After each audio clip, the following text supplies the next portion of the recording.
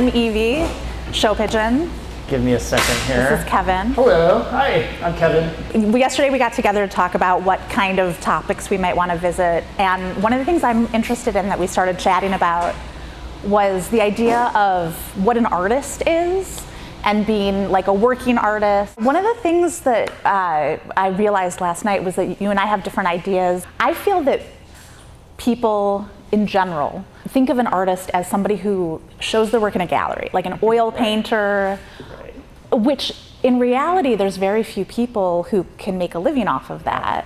I know some oil painters who have full-time day jobs and then paint on the side, but the majority of artists that are working artists are doing things like we're doing. Yeah, you have to. And I do agree with that. But you know, I'm older than you, so I had all the pressures of another generation of parents. You know, they were definitely worried. Like whenever I said I wanted to be an artist, my dad was like, have you ever heard the term starving artist? You know? How old were you when you knew? I was a little kid. I was probably like 6 or 7. I think someone gave me a book on animation. There were pictures of human beings. It wasn't just cartoon characters. It was actually people sitting at desks working and drawing and stuff, and I was fascinated with that.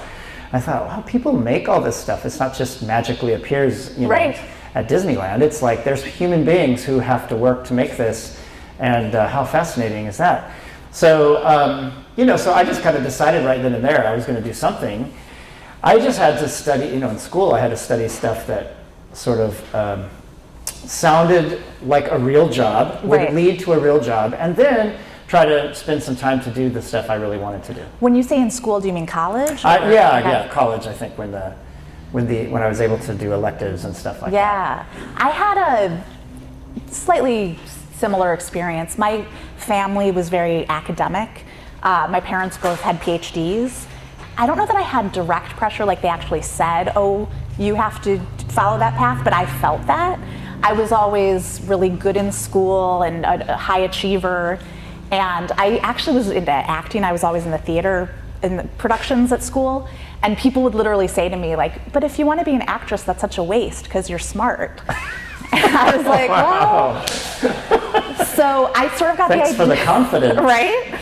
So I got the idea that the arts were a thing you do on the side. Yeah. I'm from Chicago, so I checked out the Art Institute of Chicago, which is a really great school, and I was excited about it, but I also thought it wasn't practical to spend my time at college going to art school. So I just went for like a liberal arts degree at a liberal arts school thinking, oh, I'll just find something sort of creative that's a real job. Lots of real job, right? Yeah. Talk. The pressure was real. Yeah. To find a real job. Totally. Right? And when I graduated, I didn't want to work at an office, and I didn't know what I wanted to do. So I fell into odd jobs for a while. And it wasn't until I was like 27 that I figured out that I wanted to pursue tattooing.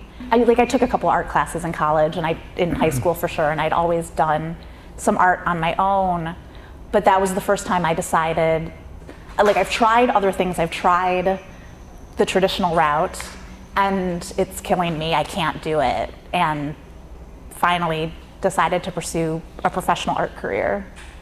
Wow. My parents were cool about it. They were like, you could tell they wanted to be cool about it. They were very like, oh, great. They were worried. They were worried. Okay, good for you. But they wanted to be supportive because I had been through I have a history of mental illness, and I had been through some bad times of depression, and they learned sort of that pushing me into what society wanted was not a great idea and wasn't going to get me anywhere. So by then they were like really trying to support me. It just took some time for them to really get it. Yeah. But now my dad has 3 tattoos that I've done Oh, on him. that's great. So yeah, they came along. Definitely, yeah. Did your parents ever warm up? They have, although, you know, when I started working for Disney, they calmed down quite a lot. Oh, they were because they felt like this is Disney, legitimate? okay. Yeah, that seems legitimate. Yeah. And then when Jody and I left Disney in 2006, it's been quite a while now. Yeah. Immediately my mom was worried about my health insurance. That was like the first thing. And how old were you? Oh, I was, in my 40s. Okay, yeah. And she's like, You're going to have to buy your own health insurance now. Yeah. It's okay. It's worth it. I can do that. You know, I'm just going to do that. So. Yeah, totally.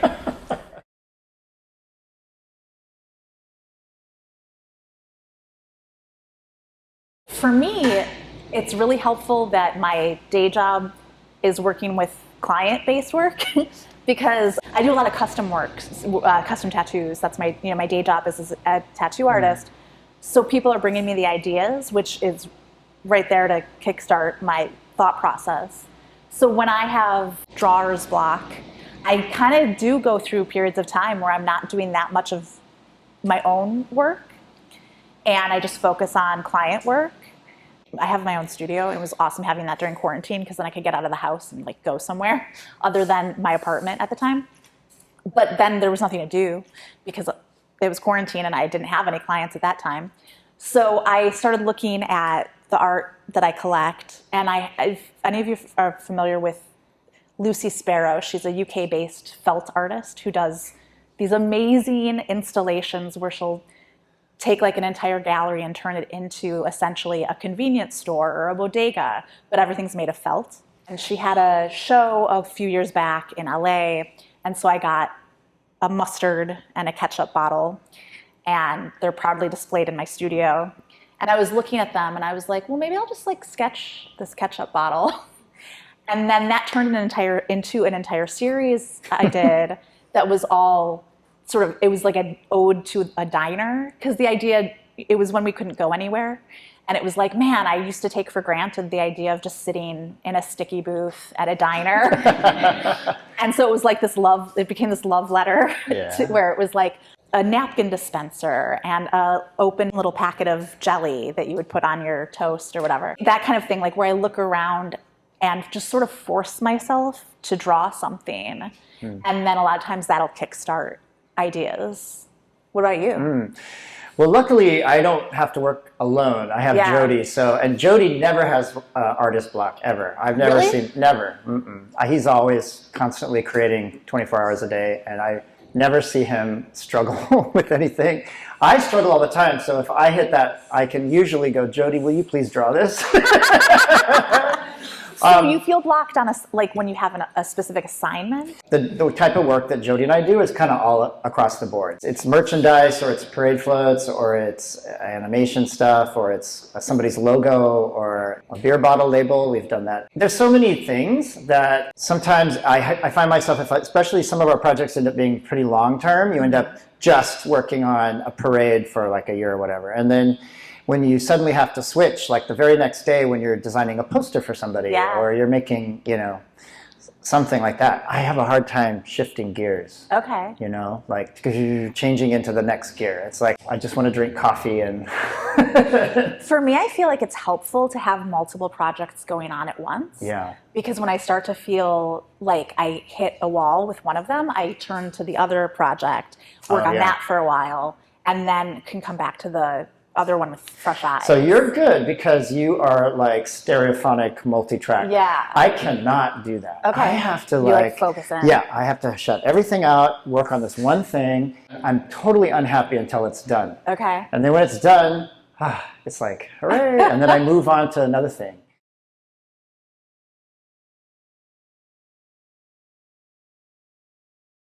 So my mom was a teacher, and she was very creative, but she had a professional job. Yeah.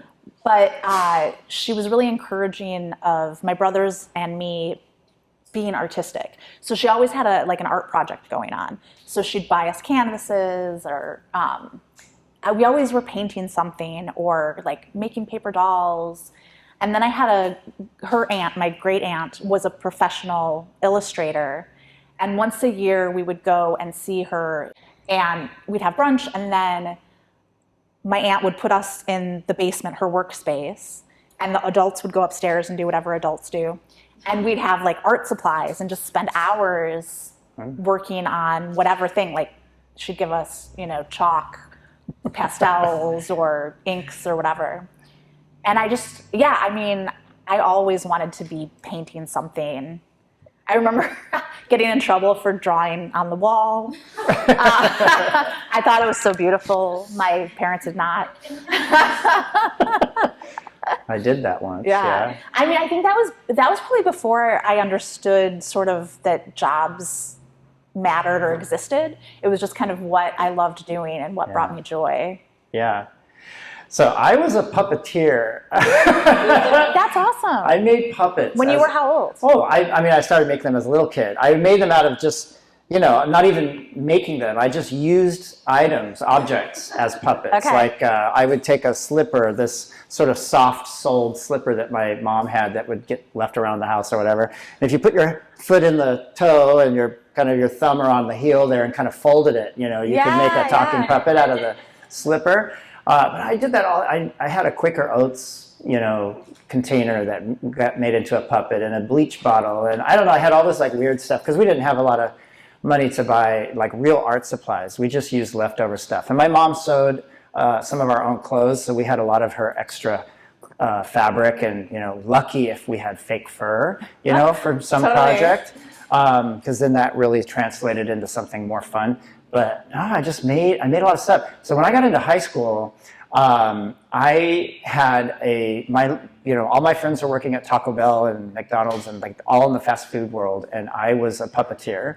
I decided that was going to be my job. So I made a plywood puppet theater, and that we put on my dad's pickup truck and took it places. And I actually got hired by places, but I had built these puppets for really cheap. I mean, probably the most expensive puppet I had, I probably spent $20 on. But they were all these characters, and I was kind of shy and introvert, so I didn't really want to be out on stage in a, like you are right now. Like right now. I liked the idea of having a puppet and a wall, so I could, everybody's looking up here and not looking at me. I thought that was really good. I could hide behind it. But those puppets ended up really getting me my job at Disney. Really? Yeah, because it was such a weird thing. And I brought in by the time I got into college, my puppets were getting more complicated, blinking eyes and things like, stuff that I could operate with little rings inside the head. So what were you studying in college? So my major constantly changed all the time. So that doesn't matter. The major was just a thing. So it wasn't like you were in art school or No, I had read somewhere when I was in high school, I was starting to look at colleges and stuff, and I read that Disney artists went to Cal Arts. Oh, yeah. Whatever Cal Arts was. I didn't even know what that meant. Cal Arts. Anyway, I found out what it was, and I applied for a scholarship, and I didn't get it, and it was super expensive, and so I gave up on that. Ended up going to University of Arizona down in Tucson. Okay. I had a major that meant nothing and a minor that was split into two like a double minor. Okay. And that was where all my happiness was. It was art classes and film classes. And the film classes had an animation sort of area. So I made a stop motion animated film for my senior project. Do you still have that? I do. It's on 16 millimeter film. We need to have a viewing of it. That sounds awesome. Yeah, I don't know. I haven't seen it in a while. Let me look at it first before we do. I'll decide. It's not on YouTube.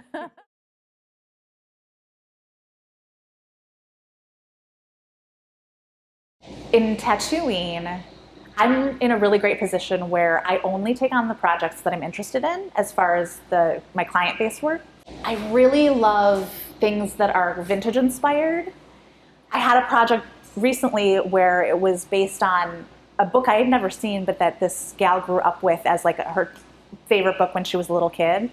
And so I made something based on the illustrations in that. That was really fun.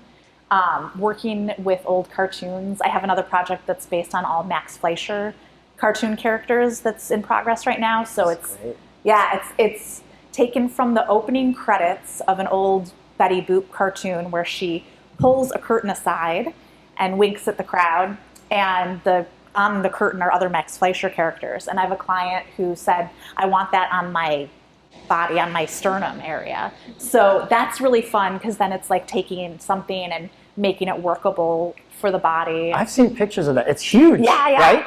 She's a tough broad. Wow. Yeah. Go on Instagram and look this up. It is very cool. My own like passion projects. I really like collaborating with other types of artists.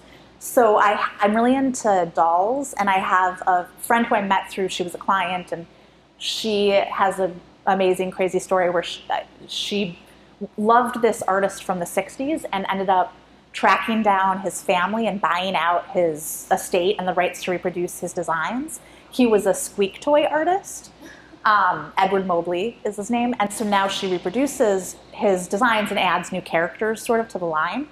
And we collaborated because a huge artistic influence of mine is Rose O'Neill, who invented the Kewpie doll. If you guys are familiar with Kewpie dolls, come to my studio and you'll see hundreds of them. But yeah, so I had a dream to make my own Kewpie doll, and Kate and I got together and created a little doll. I took vintage heart-shaped candy boxes and made miniature environments, almost like a dollhouse, out of paper, and I painted little scenes and stuff that the little dolls fit into, and it'll be hangable on the wall to use sort of as a display. So yeah, those kinds of like weird offbeat projects that are vintage inspired are my favorite. Yeah. What are your favorites? My favorite way of working, maybe not my favorite type of project, but my favorite way of working is getting just to work by myself, alone. I think coming from a Disney corporate background where you're part of a team, you know, there's so much emphasis put on being part of a team, and you contribute your part, but you don't really have any creative ownership over anything, really. Yeah. So you just sort of learn to be sort of disciplined, to, you know, let your ego kind of take a back seat, and you're just working to create this big project. And usually the projects that we worked on for Disney needed a lot of people. You know, it was like a parade or something, or you know, for Disneyland. So it's like you are working with choreographers, and you are working with directors, and you're working with other designers too, who design costumes and the stuff maybe that we weren't designing. So that's not what I dread, though. Those aren't the projects I dread. But what I do enjoy is any kind of project that where I feel like, I always say this to Jody, I need the skills and the confidence. I need that. But if I have that, if I feel like I got a job where, oh my gosh, this is like right up my alley, you know, I can do this. I don't have to watch too many YouTube videos on how to, you know, use that power tool or how to use that Procreate program or whatever. Like, I just know how to do it, and it's something that I can do at night. I'm a night person, so getting up in the morning, that was another thing about corporate Disney, was that you worked business hours, so you had to be there at 8 in the morning and be productive, and then take lunch and go home at 5 and come back the next day and do it all over again. And I was just getting warmed up about 5. I was ready to spend all night, you know, working on stuff, but that was frowned upon, I discovered. So, but I enjoyed that. And now I don't have to worry about that anymore. Now we have our own studio, so I can do whatever I want. And also too, you know, we work on projects that are, I'm thinking like a lot of you have in today's world, we have our computers and Zoom and all of that. And so we can really live and work anywhere in the world and almost do what we all do, you know, unless you're at a restaurant or a brewery and you have to be here. But for us, it's like we kind of mail our work in, you know, it's all uploaded into a box, you know, or whatever. And so you don't have to actually be there in person. So I like that. I love what do you dread? This world now. I do dread the projects where I don't have the skills or the confidence. What do you mean by that? Worst. Do you really not have the skills or confidence? Yeah, sometimes.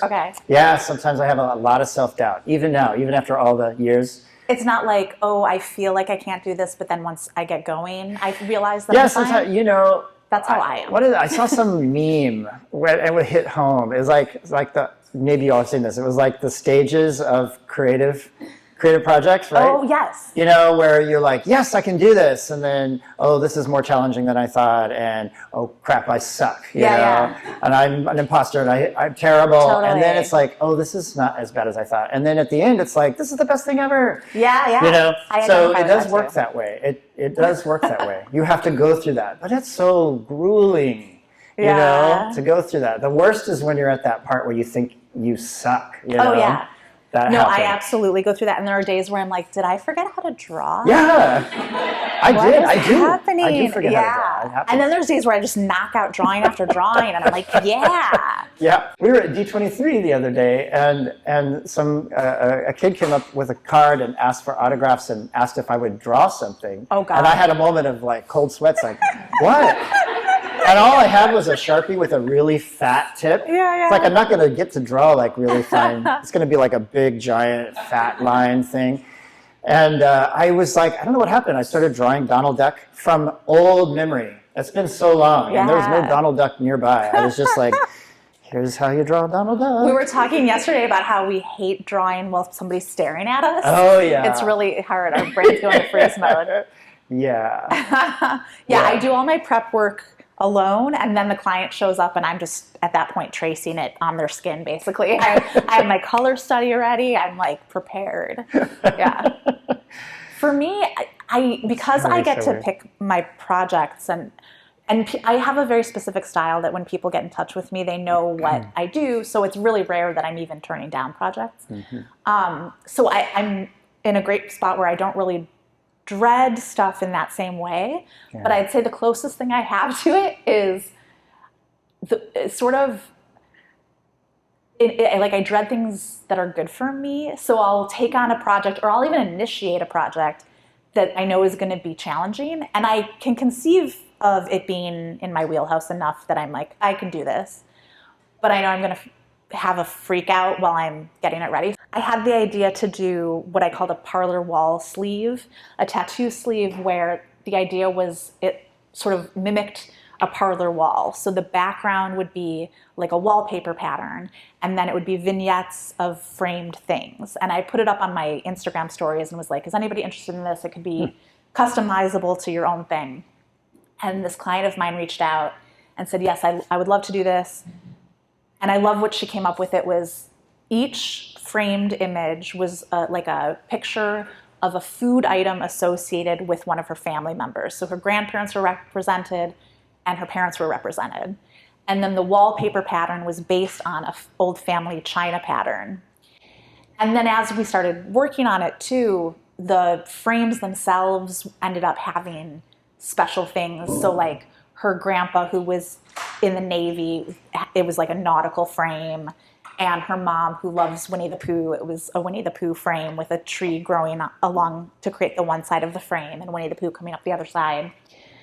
And I was so excited about this project, but I was also terrified. And this is like sort of dreading, like, okay, now I have to figure out like how I'm going to piece it together so that I don't paint myself into a corner. And now it's time to do the wallpaper part. And that is like terrifying because how am I going to lay this out? And the day that she came in for me to actually stencil on the wallpaper pattern, I had done so much prep work and I had all this stuff laid out. And then it actually went much faster and easier than I thought it was going to. And then I was comfortable enough with her that once it was all stenciled, I told her, I was like, so I can now admit to you I was terrified for you to come in today. I was like, she's just going to be staring at me while I'm doing this and it's going to take hours, but it actually worked out. So yeah, now I'm good at putting myself in positions I dread. I think we never get to where we're like we just get on autopilot. Yeah, where it's like, oh, totally. now I am fully formed and I am ready to go and I'm perfect, right? And I can do to everything. Also, like how boring would that be? Yeah. I mean, I feel like it'd be nice and comfortable, but then after about a week, I'd be bored. Oh yeah. Right. No, you're always like worrying. Is this going to be good?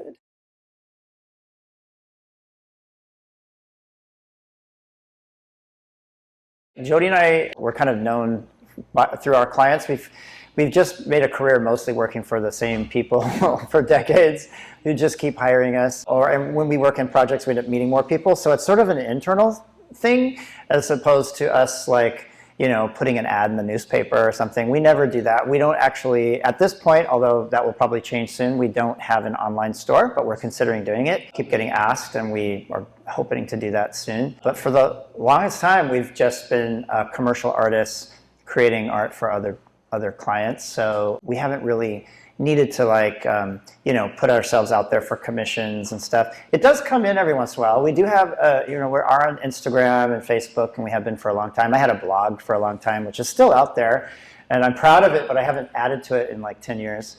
And I'm just glad it's there. Sometimes I read it and I think, well, that was brilliant. but it's just there, And so those things people find, and sometimes we'll get messages, oh, my wife's having an anniversary and she just loves something. But the funny thing is they almost always want us to do like a Disney thing. She really loves Jack Skellington or whatever, fill in the blank. Can you do a Tinkerbell for her or whatever? And I'm actually not as interested in doing that anymore. I did for a while there. I did some paper sculptures. This is kind of answering your question again, but with some Disney characters that were just for private people who were paying for it. They take a lot of time, and I'm starting to value my time a little bit more. I'm wanting to do something else, for me.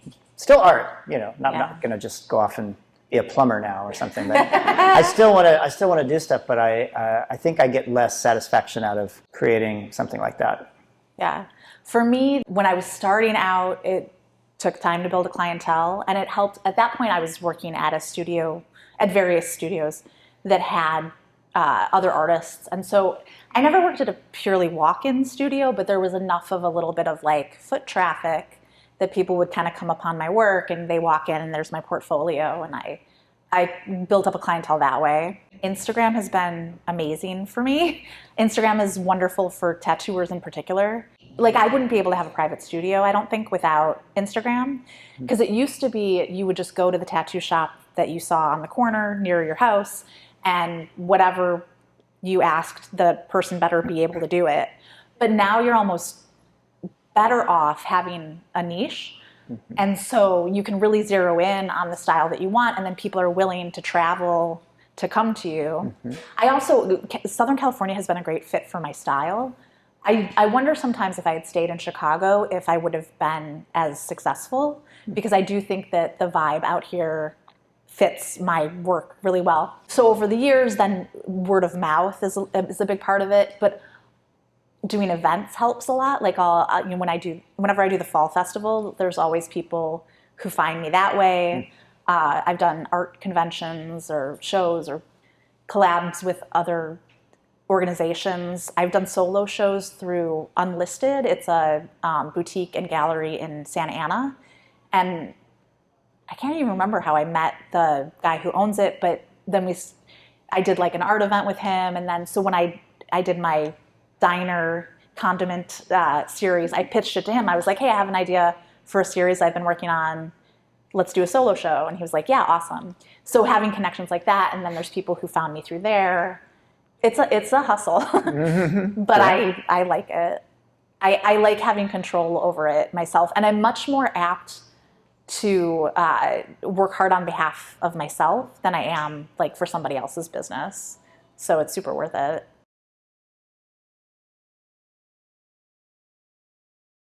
So I have a small studio. The front is my drawing space.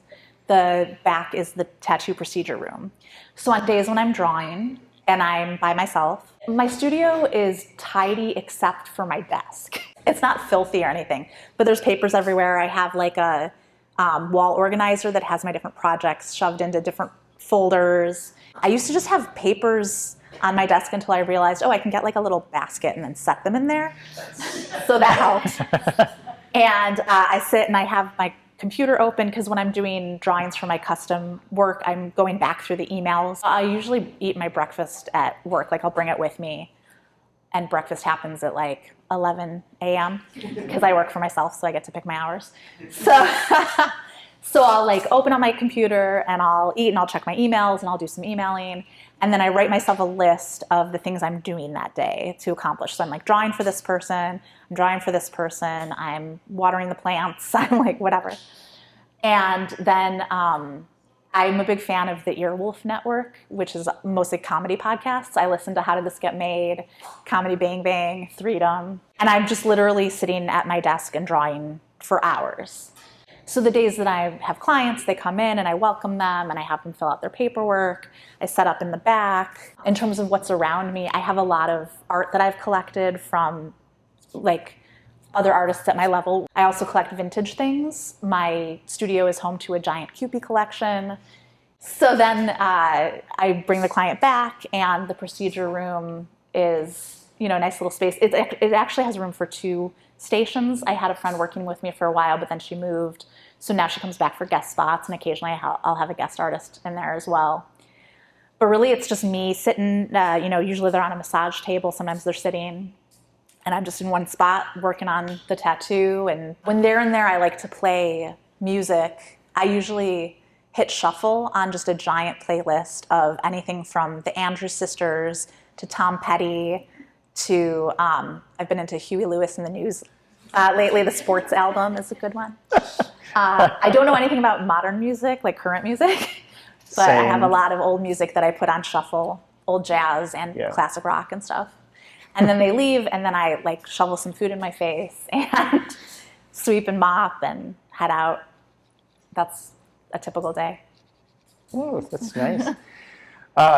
When Jody and I left Disney in 2006, we were working out of our house up in LA, and we had a little rental house, and so we were working on designing a parade for Disneyland on our kitchen, in our kitchen table, and that's where we worked. But then when we got our house down here in Anaheim, we have an extra big secondary building that came with the house that we use as our studio, and it's heaven. It's so great. It's like the best thing. I'm so happy when I'm out there, especially if it's nighttime. Then I'm happy.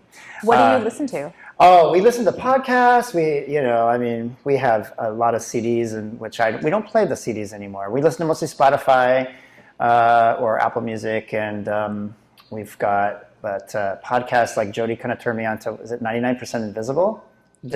Invisible, yeah, 99% Invisible, which is a historic, kind of tells you about history. We love history. So we can listen to the Bowery Boys talk about New York and all that kind of stuff. I don't know if y'all have heard of these. There's so many podcasts. Yeah, it's a million. Yeah. It's a whole world out there. But it is fun. It does make the time go, and you kind of get a little education while you're doing something else. You two normally work at the same time in the studio? No. Jody's a morning person. I'm a night person. So Jody's up and at it. He's working, and I'm dragging until later. Well, we have our laptops and our iPad for computer stuff. So those are kind of untethered. They can go wherever. We can, I can take them over to a brewery and sit and draw and have a beer and work on something, which is really nice. So I can make the entire city of Anaheim my office if I want. But then when we need to build stuff, we have a workshop downstairs that is power tools and all that for making stuff, all the clay and wood and all plastic and all the stuff we use. And then upstairs is a paint area for doing paint masters, paint posters and all that stuff, and model making and all of that. So the sculpting tools are all up there. And then books. We were surrounded by books. Oh, yeah. We have so many books. Huge bookshelves loaded with books. Yeah. There's going to be one heck of an estate sale someday when people coming into that old house. Do you ever think it's kind of morbid? Do you ever think about your estate sale? I mean, if you have kids, you probably don't think about it. You think, my kids are going to love everything. They're going to covet all my belongings. Totally. But when you don't have kids, you're like, yeah, this is going to be a crazy estate sale. Yeah. What are they going to do with all this stuff? To close it out, maybe tell people where they can follow your work and how they can support you. So yes, follow us on Facebook and Instagram and Twitter. It's pretty much just at Kevin and Jody, or Kevin and Jody Show is the name of our company. But Kevin and Jody, probably it's easy. And what's the best way for people to support your work? I don't know. Yeah. I don't know. Just like it. Okay. Click like. No, I don't know. I guess support. I would say for you, probably support your community endeavors. That seems to be your passion. Definitely. Yeah. Our passions are, they're all over the place. Yeah. Not to get off on this for 1 second, but one of my big obsessions is picking up litter. I hate litter. And when I see trash on the ground, and I hope none of you ever litter, even a gum wrapper, don't do it. Because I have to pick it up. If I see it, I'm like one of those weird people that is obsessive. I'm going to get that and throw that away. So I usually have my pockets full of trash. Because if we're walking anywhere, I'm just like stuffing somebody's old Cheeto bag in my pocket because I didn't bring a bag, and I don't care. And then when I get home, I'm like, I'm loading it all into the garbage. But yeah, that's like a big thing. So he started... Yeah, so I started a community cleanup thing here called Greenbird Anaheim. You can find on Instagram. Anytime on my Kevin and Jody Instagram, if I start posting about litter, we lose followers. People are like, this is boring. I want to just see Disney stuff.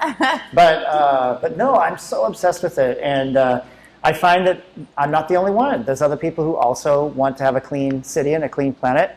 And so when we do our monthly cleanups, we get a lot of people. So if anybody's interested in meeting a lot of weird trash weirdos who like to pick up trash, come to one of our, follow us on one of those platforms and come to a cleanup. And for me, you can find me as Show Pigeon on everything, at Show Pigeon.